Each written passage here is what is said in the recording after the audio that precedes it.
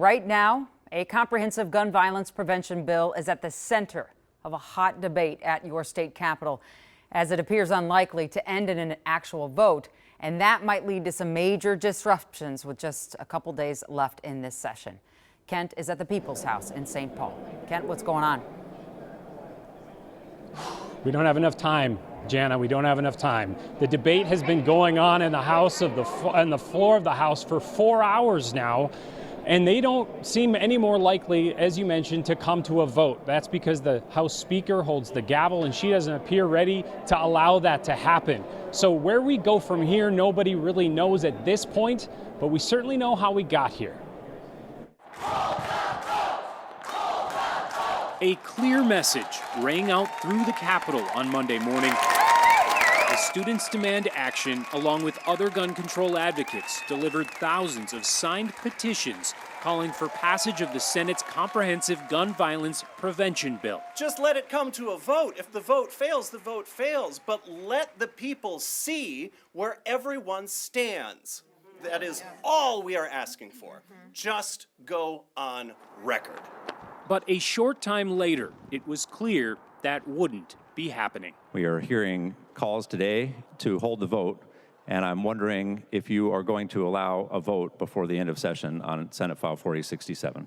The bill is being reviewed. That response from Republican House Speaker Lisa Demuth was especially disappointing for the parents of Harper Moisky, who died in the Annunciation shooting. Not even a month after we lost Harper and after the Annunciation shooting, we had Speaker Demuth in our living room. And so our simple ask to her at the time was, if there is a bill that has to do with gun violence, will you allow it to go to the floor? And her answer was yes.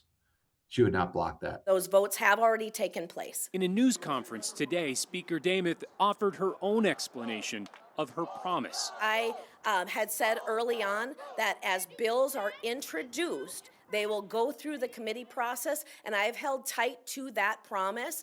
Those bills did not continue going through the committee process because they fell on a party line vote in the committees. We want a vote. Speaker Demuth saying that is just simply not the case. This is an entirely different bill. It's a comprehensive package.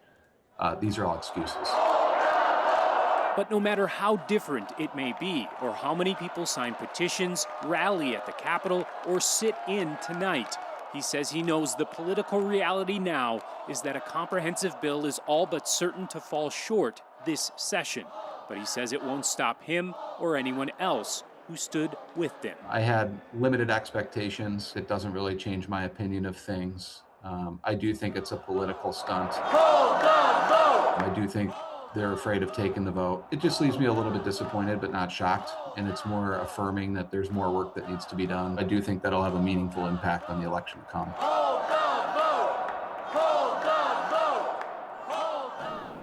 Okay, back quickly to what's going on inside the House right now. They've been debating for 4 hours, but not on the bill itself, on whether to suspend the rules in order to get to that bill.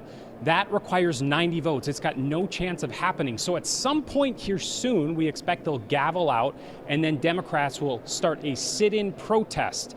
And Republicans say they're not coming back tomorrow. They're not coming back till noon Saturday. So that sit-in, Democrats said they're in for the long haul. So they're going to be here sitting in protest. And at some point they'll come back, Jana. And at some point we imagine they have to get the business done because the session ends on Sunday. Yeah, everybody has a huge investment, personal, and then there's political. Kent, we thank you. We'll be right back.